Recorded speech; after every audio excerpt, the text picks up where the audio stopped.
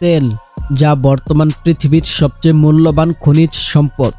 কিন্তু এই তেল ছাড়া বর্তমান পৃথিবীতে টিকে থাকাই প্রায় অসম্ভব।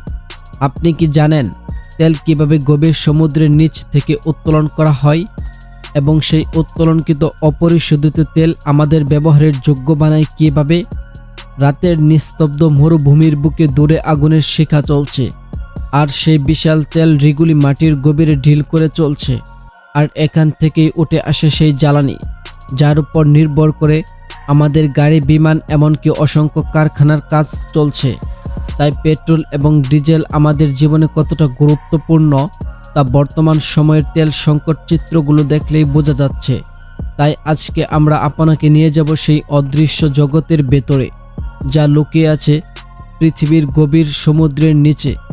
আমরা প্রতিদিন যে পেট্রোল ব্যবহার করি সেটা আসলে কোথা থেকে আসে, মাটির অনেক নিচে থাকা কাঁচা তেল কিভাবে তৈরি হয়, আর সেই ঘন কালো তরল কিভাবে ধাপে ধাপে বদলে যায় হালকা শক্তিশালী পেট্রোলে, যা আপনার গাড়িকে চলার শক্তি দেয়। এই পুরো প্রক্রিয়াটি শুধু একটা সাধারণ রূপান্তর নয়, এর পেছনে রয়েছে লক্ষ লক্ষ বছরের প্রাকৃতিক পরিবর্তন। আপনি কি জানেন আজ আপনার গাড়ির ফুয়েল ট্যাঙ্কে যে এক ফোঁটা পেট্রোল রয়েছে সেটি আসলে আজ থেকে প্রায় 30 কোটি বছর আগের কোনো ডাইনোসর বা প্রাচীন সামুদ্রিক দানবের মৃতদেহ থেকে তৈরি হয়েছে? হ্যাঁ, আপনি ঠিকই শুনছেন। যে তরল আজ পৃথিবীকে সচল রেখেছে তা আসলে লক্ষ লক্ষ বছর ধরে মাটির নিচে পচে গলে তৈরি হওয়া এক অদ্ভুত শক্তি। কিন্তু প্রশ্ন হলো, দুর্গম সমুদ্রের 5 কিলোমিটার নিচে পাথরের স্তরে আটকে থাকা এই বিষাক্ত তরলকে মানুষ কিভাবে বের করে আনে? কেন এই এক ফোঁটা তেলের জন্য দেশগুলোর মধ্যে আজ এই যুদ্ধ হয়? আর কিভাবে একটি রিফাইনারির জাদুর টাওয়ারে ঢুকে এই ঘন কালো কাদাচ্ছন্ন তেল পেট্রোলে রূপান্তরিত হয়? আজকের এই ভিডিওতে আমরা বিজ্ঞানের সেই পর্দায় উন্মোচন করব যা আপনি আগে কখনো দেখেননি বা শোনেননি। তাই সম্পূর্ণ ভিডিওটি দেখতে থাকুন, কারণ আজকের পর জ্বালানি তেল নিয়ে আপনার চিন্তা চিরতরে বদলে যাবে। পেট্রোল তৈরির গল্পটা আজ থেকে শুরু হয়নি। এটি শুরু হয়েছিল তখন যখন পৃথিবীতে মানুষের কোনো চিহ্নই ছিল না। সমুদ্রে সেই বিশাল প্রাণীরা যখন মারা যেতে লাগলো, তাদের দেহাবশেষ স্তরে স্তরে সমুদ্রের তলদেশে জমা হতো। এর উপর জমতে থাকতো পলি আর বালি।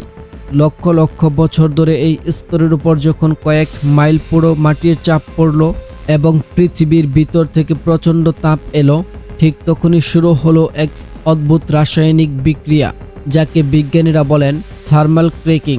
এই তাপ আর চাপের প্রেসার কুকারে কয়েক কোটি বছর রান্না হওয়ার পর সেই জৈব পদার্থগুলো ভেঙে তৈরি হলো হাইড্রোকার্বন, যাকে আমরা বলি ক্রুড অয়েল বা অপরিশোধিত তেল। অর্থাৎ আপনার গাড়ি আসলে কোটি বছরের প্রাচীন সৌরশক্তি দিয়ে চলছে। কিন্তু মাটির নিচে তেল থাকলেই তো হলো না, তা খুঁজে পেতে হবে। সমুদ্রের নীল জলরাশির নিচে কোথায় তেল লুকিয়ে আছে তা জানার জন্য ভূবিজ্ঞানীরা এক বিশেষ পদ্ধতি ব্যবহার করেন, যাকে বলা হয় সিসমিক সার্ভে। এই জাহাজগুলো সমুদ্রের তলায় বাতাসের প্রচণ্ড ধাক্কা শব্দ তরঙ্গ বা শক ওয়েভ পাঠায়। এই শব্দ তরঙ্গ মাটির ভেতরে পাথরের ধাক্কা খেয়ে যখন ফিরে আসে, তখন কম্পিউটারে একটি 3D ম্যাপ তৈরি হয়। বিজ্ঞানীরাও দেখেন মাটির 5 মাইল নিচে কোথায় তেলের মজুত রয়েছে। এটি এতটাই নিখুঁত যে বালির নিচে একটি সূচ থাকলেও এই প্রযুক্তিতে ধরা পড়ে। তেল খুঁজে পাওয়ার পর শুরু হয় সবচেয়ে ভয়ঙ্কর এবং কঠিন কাজ, ড্রিলিং। সমুদ্রের মাঝখানে এই বিশাল লোহার কাঠামো বা অয়েল রিগ স্থাপন করা। এগুলো সমুদ্রের তলায় পাইপ দিয়ে গেঁথে দেওয়া হয় অথবা বিশাল নোঙর দিয়ে আটকে রাখা হয়, যাতে প্রচণ্ড ঝড়েও নড়তে না পারে। এখানে ড্রিলিং বিটগুলো হীরা বা অত্যন্ত শক্ত ধাতুর তৈরি, যা ইস্পাতের চেয়েও শক্ত পাথরকে অনায়াসে কেটে ফেলতে পারে। প্রতিটি ড্রিলিংয়ের সময় এক বিশেষ ধরনের কাদা বা ড্রিলিং ম্যাট পাম্প করা হয়। এটি ড্রিলকে ঠান্ডা রাখে এবং মাটির নিচের প্রচণ্ড তাপ এবং চাপকে সামাল দেয়। যদি একবার এই চাপ নিয়ন্ত্রণ হারায়, তবে সমুদ্রের উপর তৈরি হবে বিভীষিকা। সমুদ্র থেকে যে তেল উঠে আসে তা কিন্তু সরাসরি গাড়িতে ভরা যায় না। এটি দেখতে ঘন, আঠালো এবং আলকাত্রার মতো কালো। একে বলা হয় ক্রুড অয়েল। এই তেলকে জাহাজে করে নিয়ে আসা হয় এক জাদুর শহরে, যাকে আমরা বলি অয়েল রিফাইনারি। এখানে তেলকে প্রায় 40 ডিগ্রি সেলসিয়াস তাপমাত্রায় গরম করা হয়। এরপর একে পাঠানো হয় একটি বিশাল টাওয়ারে, যার নাম ফ্র্যাকশনাল কলাম। বিজ্ঞানের এই ধাপটি ম্যাজিকের মতো। যেহেতু তেলের প্রতিটি উৎপাদনের ওজন আলাদা, তাই তারা আলাদা আলাদা উচ্চতায় গিয়ে তরলে পরিণত হয়। সর্বপ্রথম একদম উপরে জমা হয় এলপিজি গ্যাস বা রান্নার গ্যাস, তার নিচেই থাকে পেট্রোল, ঠিক তার নিচেই পাওয়া যায় স্বচ্ছ পেট্রোল বা গ্যাসোলিন, আর এর নিচেই পাওয়া যায় কেরোসিন ও ডিজেল যা ভারী জ্বালানি, আর তার নিচেই রয়েছে অ্যাসফল্ট, একদম নিচে পড়ে থাকে, তা দিয়ে তৈরি হয় রাস্তার পিচ। সব পেট্রোল কিন্তু এক নয়। আপনি নিশ্চয়ই অকটেন এর নাম শুনেছেন। অকটেন নম্বর হলো পেট্রোলের সেই ক্ষমতা যা নির্ধারণ করে এটি আপনার ইঞ্জিনে কতটা মসৃণভাবে জ্বলবে। যদি অকটেন কম হয় তবে ইঞ্জিন নকিং হবে এবং দামি গাড়ি নষ্ট হয়ে যাবে।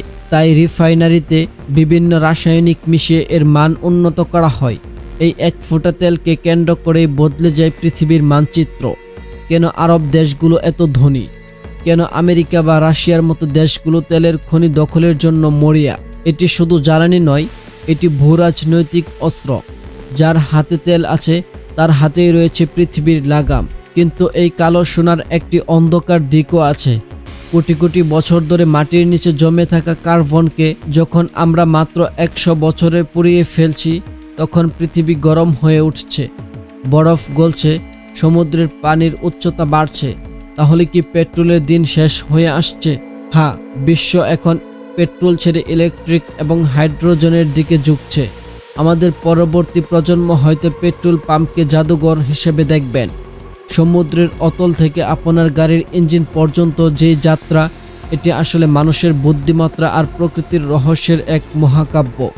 এক ফোঁটা পেট্রোল যখন আপনার ইঞ্জিনের শক্তি দেয়, তখন মনে রাখবেন এর পেছনে রয়েছে কোটি কোটি বছরের ইতিহাস। আজকের এই ভিডিওটি কেমন লেগেছে তা অবশ্যই কমেন্ট করে জানাতে ভুলবেন না। আর যদি এই ভিডিওটি আপনার ভালো লেগে থাকে তাহলে অবশ্যই চ্যানেলটি সাবস্ক্রাইব করে পাশে থাকা বেল আইকনটি ক্লিক করুন।